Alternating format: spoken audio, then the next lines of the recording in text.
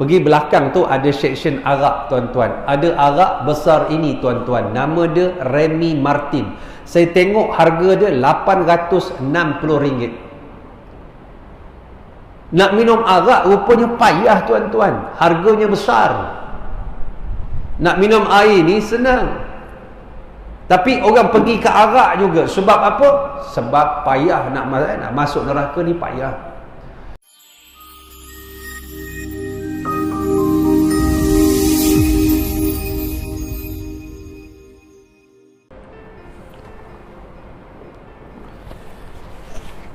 Assalamualaikum warahmatullahi ta'ala wabarakatuh. A'udzu billahi samii'il alim minasyaitonir rajim. Bismillahirrahmanirrahim. Alhamdulillahilladzi akmala lana din wa atamma 'alaina ni'mah.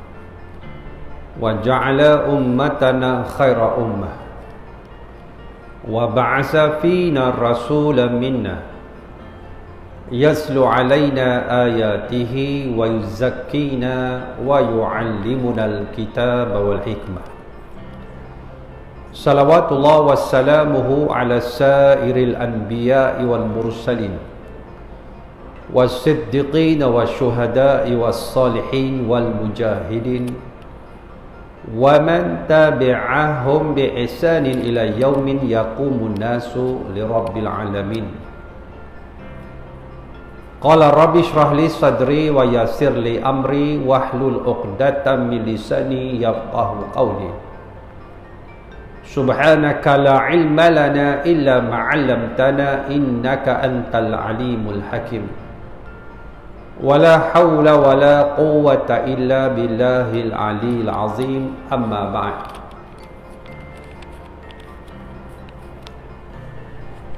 Allahumma aslih qulubana wa azil uyubana wa tawallana bil husna wa zayyinna bit taqwa wajma' lana khairal akhirati wal ula warzuqna ta'ataka ma amqaitana.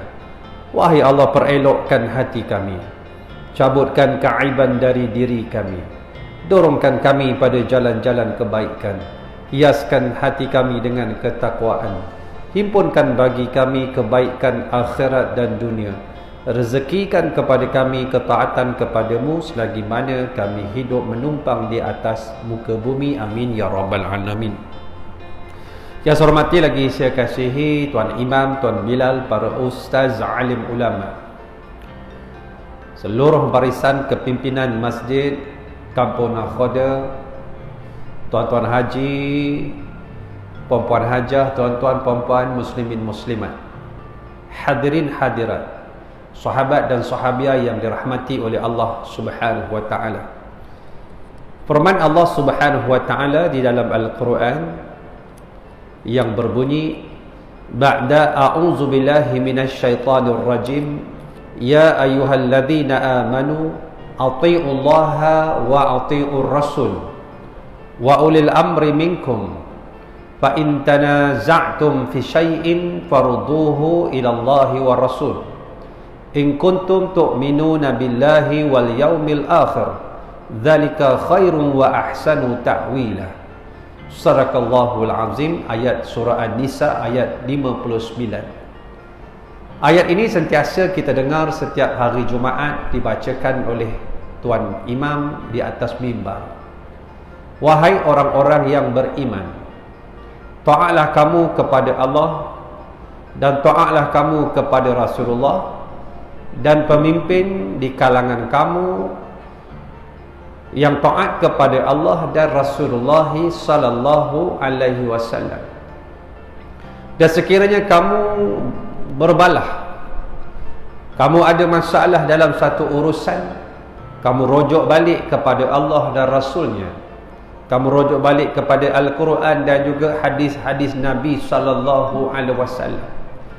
Sekiranya kamu benar-benar beriman kepada Allah dan hari akhirat, yang demikian lebih baik dan lebih tepat, lebih tepat pilihan kamu ataupun keputusan kamu dalam menyelesaikan satu urusan ataupun masalah. Pada malam ni insya-Allah sebagai perkongsian mudah kita dalam mengisi waktu maghrib menuju ke isyak, insya-Allah dalam waktu PKP SOP dia bila mana isyak kita berhenti, insya-Allah boleh tuan-tuan. Tajuk kita pada malam ini tajuk yang sangat mudah. Semudah tajuknya, semudah pemahaman kita. Yang kita akan rujuk balik kepada Allah, kepada Rasulullah sallallahu alaihi wasallam. Tajuk pada malam ini saya nak kongsi iaitu mudahnya masuk syurga. Mudahnya masuk syurga. Faham ni? Ke tak faham? Faham ni? Senang. Mudahnya masuk syurga. Makna sebaliknya, mafhum sebaliknya, mafhum mukhalafahnya, susahnya masuk neraka. Susahnya masuk neraka. Masuk dalam syurga cukup mudah. Cukup mudah. Kenapa? Kita lihat beberapa hujah daripada hadis Nabi sallallahu alaihi wasallam. Dalam sepotong hadis yang kita biasa dengar hadis ini daripada Abu Abdullah an Abi Abdullah Jabir ibnu Abdullah al-Ansari radhiyallahu anhuma. Jabir ini gelaran dia Abu Abdullah. Bahasa Arab kalau kita dengar orang kata Abu ini dipanggil nama kunyah. Nama yang disandarkan kepada anak yang pertama. Kalau anak dia nama Muhammad, Abu Muhammad, itu dipanggil gelaran kunyah. Anak dia Maryam, yang pertama Abu Maryam, bapa kepada Maryam, bapa pada Muhammad. Jadi sahabat ini nama dia Jabir. Jabir. Dan nama kunyah dia Abu Abdullah. Nama ayah dia Abdullah. Kedua-dua sahabat ini sahabat yang cukup mulia. Dan Jabir ini kalau tuan-tuan pergi ke Madinah, tuan-tuan pergi ziarah Masjid 7 ataupun kita panggil Masjid Parit, masjid tempat digalinya parit Khandaq dalam peperangan Ahzab 5 Hijrah. Belakang masjid ini dia ada bukit dipanggil Bukit Salak, Sim Lam Ain Salak. Belakang Bukit Salak ini kalau kita panjat dekat Bukit Salak ni saya pernah panjat pukul 2 pagi. Ketika jemaah semua dah tidur, saya pun berjalanlah dengan Ustaz Salahuddin cari tempat-tempat, spot-spot penting. Sebab di atas Bukit Salak itu terdapat sebuah gua yang dipanggil Gua Sajadah. Gua sujud. Gua Sajadah. Bukit ini lebih kurang 2 kali bumbung masjid ni, lebih kurang. Pada waktu malam tak nampak dia tinggi ataupun rendah. Saya pun panjat. Cuma dah tiba atas tak tahu nak turun. Gelap gelita. Tinggi. Ada satu gua nama dia Gua Sajadah. Dalam gua ni dia boleh masuk seorang saja. Kalau berdiri boleh berdiri, masuk seorang saja untuk mendirikan solat. Kebetulan gua ini dia menghadap ke arah kiblat. Kalau masuk tu memang cukup untuk solat terus. Dan di situ Nabi pernah duduk. Pada satu malam sahabat mencari Nabi tak jumpa. Cari kat Madinah tak jumpa. Rupanya Rasulullah sedang sujud di dalam Gua Sajadah dengan sujud yang cukup lama sehingga sahabat-sahabat ingat Nabi dah wafat. Allahu Akbar. Lamanya Nabi sujud, sahabat ingat Nabi dah wafat. Lamanya Nabi bermunajat. Sahabat bertanya, wahai Rasulullah, kenapa teruk sangat kami lihat kamu dalam keadaan yang demikian? Nabi kata, apabila kita berhijrah ke Madinah, ayat-ayat hukum semakin banyak turun. Berlaku Badar 2 hijrah, Uhud 3 hijrah, 5 hijrah Ahzab. Seterusnya dalam keadaan turun ayat-ayat hukum, ayat hudud. Surah An-Nur turun, Az-zaniyatu waz-zani fajlidu kulla wahidin minhuma mi'ata jaldah. Penzina perempuan, penzina laki-laki disebat keduanya bagi yang belum berkahwin. Turun ayat qazaf, walladzina yarmunal mussanati thumma lam ya'tu bi arba'ati syuhada, orang yang menuduh perempuan yang berzina dia tidak membawa 4 orang saksi, maka di atasnya samanina jaldatan, 80 sebatan. Ayat-ayat hukum semakin banyak turun. Rasulullah kata, aku takut umat aku tidak mampu memikulnya. Umat aku tidak mampu melaksanakan titah perintah Allah Subhanahu wa ta'ala. Dalam keadaan ini Nabi bermunajat dengan munajat yang sangat khusyuk, dengan sangat pasrah kepada Allah. Dan di belakang Bukit Salak ini tuan-tuan, itulah rumah Jabir. Rumah Jabir. Rumah Jabir ni kalau kita pusing ikut kereta, naik kereta lebih kurang 5 minit. Dia one way. Kemudian depan tu ada sekolah, masuk ke kanan, kemudian masuk ke kanan lagi ada satu lorong, ada surau ataupun musallah masjid, lebih kurang besar ruang ini masjid. Itulah tapak rumah Jabir yang kita nak bincang ni. Jabir. Sebab itu ingat tak ketika peperangan Ahzab, peperangan Parit, sahabat-sahabat tak ada makanan nak makan, lalu Jabir balik rumah dia. Kat mana? Kat situlah, belakang tu. Dia kata kepada isteri dia, wahai isteriku, apa ada dekat rumah? Lalu isteri dia kata, ada sedikit gandum. Jabir ambil seekor kambing kecil, dia sembelih, lalu dimasaknya kambing. Tuan-tuan, kambing kampung tahu? Kambing kancung. Kambing kecil. Orang Arab, seekor kambing makan 4 orang, tuan-tuan. Orang kampung Nakhoda, seekor kambing makan sekampung, makannya seketul, demamnya 4 bulan. Saya tengok sendiri orang Arab memang seekor kambing dia makan 4-5 orang je. Saya tengok sendiri, betul, subhanallah. Memang luar biasa. Kita tak. Sebab itu bila dia masak, dia panggil Rasulullah dekat mana? Dia panggil Rasulullah di Parit, di Khandaq.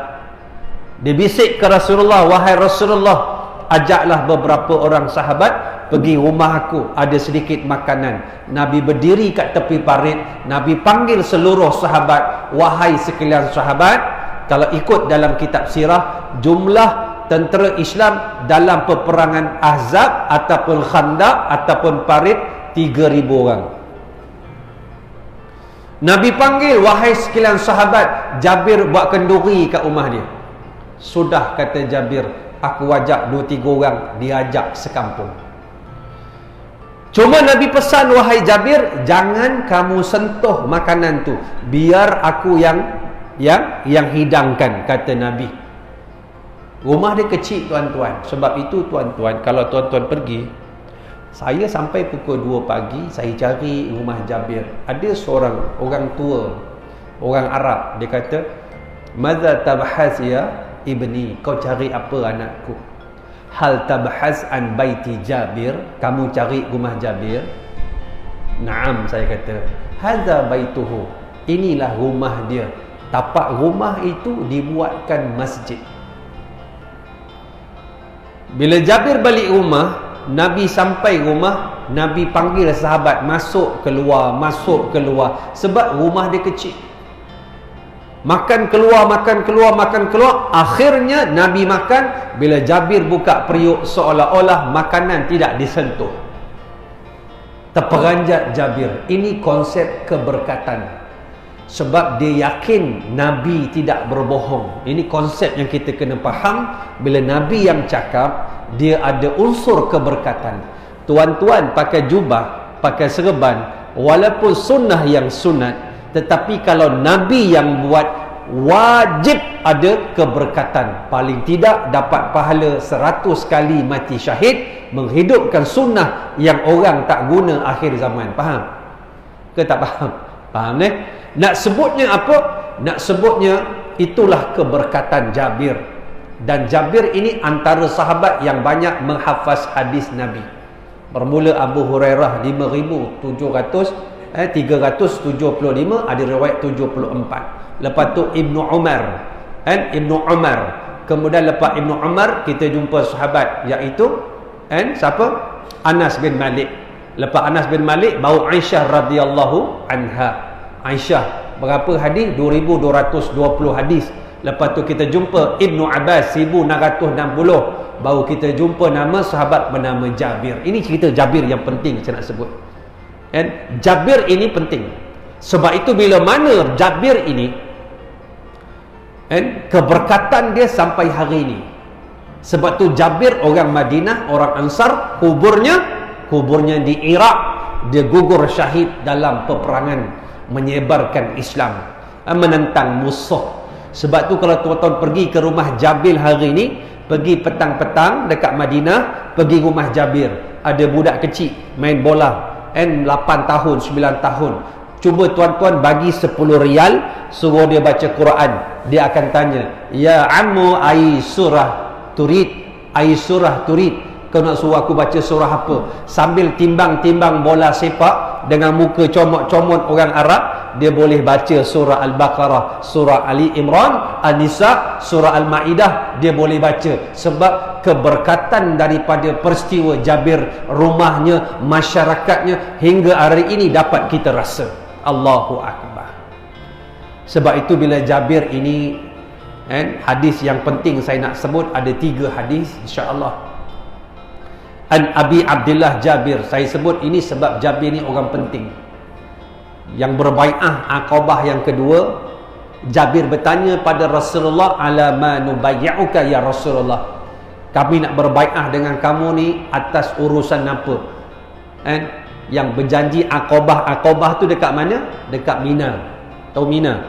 Sebab tu bila buat kerja haji, ziarah Makkah, tempat manasik Arafah, Muzdalifah, Mina, kita akan teringat dalam minda kita. Di sini jarak dari tempat tiang lontar Jamratul Aqabah, jarak 300 meter, ada satu masjid namanya Masjid Aqabah. Disitulah Rasulullah berbai'ah dengan sahabat-sahabat seramai 75 orang, 73 lelaki dan 2 muslimat, Nusaibah binti Ka'ab dengan seorang lagi Asma binti Amrin ibnu Adi, 75 semuanya sebelum berhijrah ke Madinah. Dan Jabir juga terlibat dalam perjanjian tersebut, dan Jabir juga terlibat dalam banyak siri peperangan. Dalam peperangan Uhud, Jabir dia mengundi dengan ayah dia, siapa nak pergi Uhud. Lalu Jabir mengundi dengan ayah dia, dua-dua nak pergi. Lalu ayah dia kata, wahai Jabir, adik-beradik kamu ramai, kalau aku mati kamu boleh jaga. Kalau engkau pergi, engkau mati, payah pula aku lebih tua, aku layak pergi dulu. Akhirnya Jabir tak pergi, ayah dia pergi, ayah dia gugur syahid dalam peperangan Uhud. Itu Jabir. Dari hadis ini, An Abi Abdullah Jabir ibnu Abdullah Al-Ansari radhiyallahu anhuma, anna rajulan sa'ala Rasulullah sallallahu alaihi wasallam faqal ara'aita idza salaitul maktubat wa sumtu ramadan wa ahlaltul halal wa haramtul haram wa lam azid ala dzalika syai'an a'adkhulul jannah, qala na'am, rawahu Muslim. Hadis sahih diriwayatkan oleh Imam Muslim daripada Jabir bin Abdullah radhiyallahu anhuma. Datang seorang laki-laki bertanya pada Rasulullah sallallahu alaihi wasallam. Dia jumpa Nabi. Dia kata, ya Rasulullah, wahai Rasul Allah, sekiranya kau tengok aku solat hak wajib, solaitul maktubat, solat 5 waktu hak wajib, aku buat solat yang wajib saja 5 waktu, bermula subuh sampailah isyak 5 waktu. Dia tak buat qabliyah, tak buat ba'diyah, rawatib tak buat, solat witir tak buat, solat hajat tak buat, bangun malam tak buat. Dia hak buat 5 waktu yang wajib dalam rukun Islam sahaja. 1. Wasumtu Ramadan, dan aku puasa hak Ramadan saja. 6 Syawal aku tak puasa, Isnin Khamis tak puasa, Hari Putih tak puasa, Arafah tak puasa, sat lagi ni Muharram, 10 Muharram, 9, 10, 11 Muharram tak puasa. Dia tak ada puasa, aku hanya puasa hak Ramadan. Kemudian yang ketiga, kata laki-laki ini, wa ahlaltul haram, apa yang Allah perintah aku buat. Yang hak wajib aku ambil, hak halal aku ambil. Wa haramtul haram, mana-mana yang Allah haramkan aku tak buat, aku tinggalkan. Lalu kat ujung dia kata walam azid ala zalika syai'an a'adkhulul jannah, aku tak tambah apa-apa dari perkara itu tadi, adakah aku boleh masuk syurga Allah? Dengan soalan yang begitu panjang, Nabi jawab satu kalimat 3 salam. Dengan 3 pekat 3 huruf saja, satu kalimat 3 huruf, nun ain mim, na'am. Allahu akbar. Dengan soalan yang begitu panjang, Nabi jawab, ya, masuk syurga. Senang tak masuk syurga? Senang. Masuk neraka? Payah tuan-tuan. Kalau tuan-tuan pergi ke Aeon Big, dulu nama dia Carrefour dekat Wangsa Maju. Nama-nama dia Carrefour ataupun Carrefour ataupun Carrefour, hantam sajalah belalang. Dia pergi belakang tu ada section arak tuan-tuan. Ada arak besar ini tuan-tuan, nama dia Remy Martin. Saya tengok harga dia RM860. Nak minum arak rupanya payah tuan-tuan, harganya besar. Nak minum air ni senang, tapi orang pergi ke arak juga. Sebab apa? Sebab payah nak masuk neraka ni payah. Datang surau, datang masjid kena bayar tak? Tak kena, tapi tak ramai. Dulu tak ramai. Bila mari COVID-19, masjid tutup, semua marah dalam Facebook. Bila nak buka? Bila nak buka? Bila buka, tak datang juga. Ini sifat manusia. Sebab hamba itu ada 4 jenis hamba. Yang datang sebelum dipanggil, dia tahu dia hamba. Sebab dia faham Az-Zariyat ayat 56, wa ma khalaqtu jinna wal insa illa liya'budun. Tidak aku ciptakan jin dan juga manusia melainkan untuk mengabdi diri kepadaku. Maksudnya hidup bertuhan itu satu keperluan fitrah bagi manusia. Dia tahu dia hamba. Itu yang dibaca dalam solat. Qul inna salati wa nusuki wa mahyaya wa mamati lillahi rabbil alamin. Suratul An'am. Katakanlah sesungguhnya solat aku, ibadah aku, hidup aku, mati, masuk kubur nanti. Kalau mati malam ni, besok malam pertama di alam barzakh, antara soalannya ma dinuka, apa agama kamu masa hidup dekat dunia? Nak jawab apa kalau tak sembahyang, tak tutup aurat, tak baca Quran, makan buat maksiat siang dan malam? Iqrar hamba. Yang kedua, dipanggil baru datang. Sebab tu bila kita azan, yang panggil tu bukan muazzin. Tengok bukti dia, Allahumma rabba hazihi da'wati tammah, wahai Tuhan pemilik seruan azan ini. Allah yang panggil. Ketika azan basuh kereta, bukan kereta Merz, kereta kanc. Kereta kancil dah lupa Tuhan. Sebab tu Allah benci orang kaya yang sombong. Lagi Allah benci orang miskin yang sombong. Allah tanya pada yang kaya, kenapa sombong? Aku kaya. Tanya miskin, kenapa sombong? Aku miskin. Gila apa? Dipanggil baru datang. Boleh lagi sami'na wa ata'na, kami dengar, kami taat. Yang ketiga jenis hamba, diuji baru dia mengaku hamba. Allah sebut apa? Surah apa? Suratul An'am juga ayat 43. Falaula izja'ahumul ba'suna. Alangkah baiknya kalau sampai kepada mereka itu ujian balak, ujian wabak daripada Allah, malapetaka dari Allah, lalu mereka tadarra'u, merendah diri. Allahu akbar tuan-tuan. Di Palu tuan-tuan, kami NGO geng ustaz kami buat masjid. Palu ni berbeza dengan Aceh. Walaupun Aceh yang meninggal tsunami 240,000 orang, dia berbeza dengan Lombok. Walaupun gempa bumi Lombok lebih hebat daripada Palu jumlah kematian. Saya pergi Lombok, satu pulau tu hancur. Satu tempat tu ada penduduk dia ada 19,000 orang. Rumah hancur lebur. Yang tak rosak masjid dengan pesantren. Pesantren pondok ada 900 pelajar, goyang pun tidak. Allah beri tu dia ikut tempat. Allahu akbar. Tetapi Palu tuan-tuan, Allah bagi tsunami di pantai Talise. Allah bagi apa dia? Gempa di mana? Di Balarua. Allah bagi tanah cair, likuifaksi di Sigi. Rumah, pokok, orang, binatang masuk dalam tanah. Jadi satu kawasan luas, kubur yang luas. Seorang pakcik tu kata, Pak Ustaz,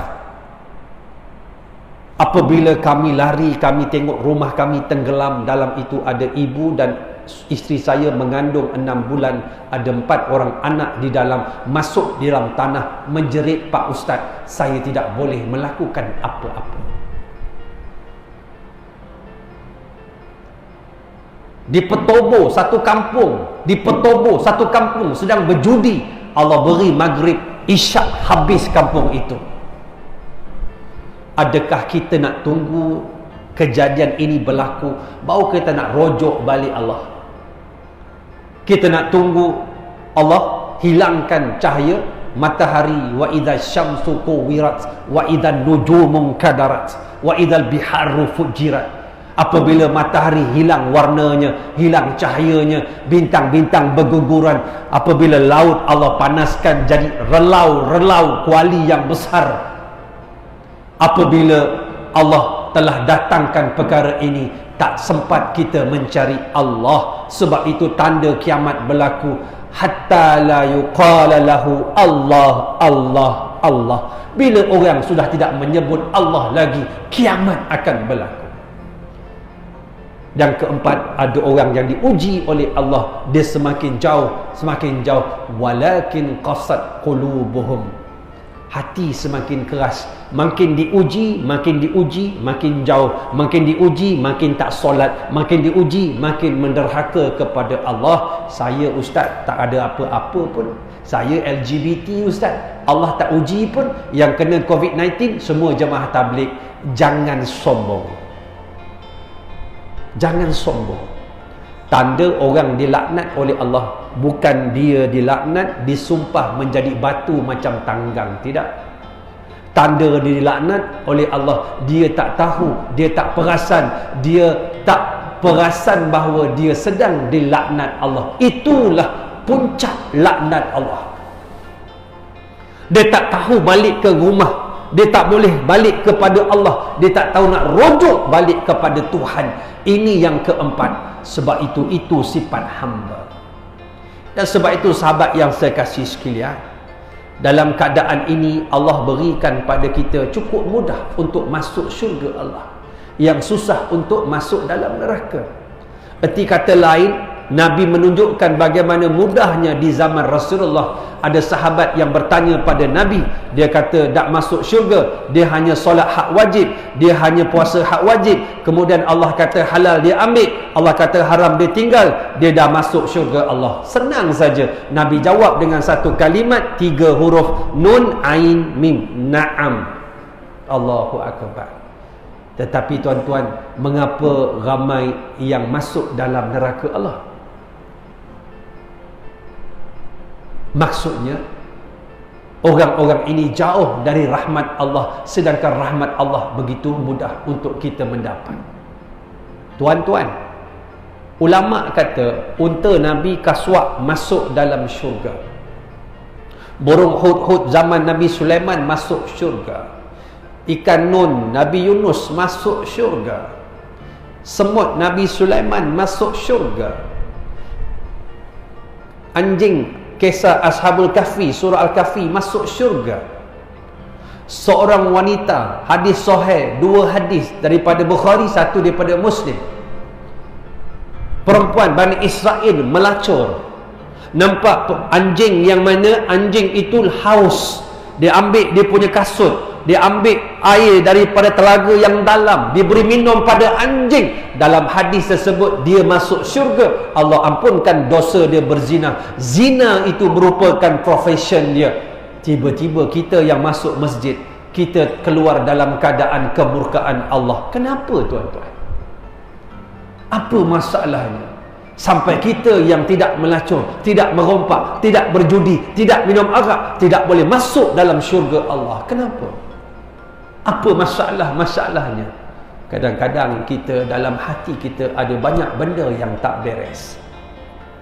Antaranya kadang-kadang ada unsur-unsur ragu pada Allah, al-irtiyab. Wa na'udzu billahi min dzalik. Tuan-tuan yang dirahmati oleh Allah Subhanahu wa taala. Kita ada 6 minit saja insya-Allah. Ada 2 lagi hadis. Kalau saya terlajak ambil sikit dia terlajak. Bagi muslimat dekat belakang lagi senang masuk syurga. Hadis daripada siapa? Daripada Abdul Rahman bin Auf. Nabi kata, "Idza salatil mar'atu khamsaha wa samat syahraha wa hasanat farjaha wa ta'at zawjaha, qila laha udkhuli jannata min ayyi abwabil jannati syi'ti." Atau kama qala, rawahu Ibnu Hibban, hadis sahih. Nabi kata, mana-mana perempuan dia solat hak wajib sahaja. Senang tak? Senang. Kenapa saya kata senang, ibu-ibu? Sebab muslimat ada masa dia uzur, cuti Malaysia, tak payah solat.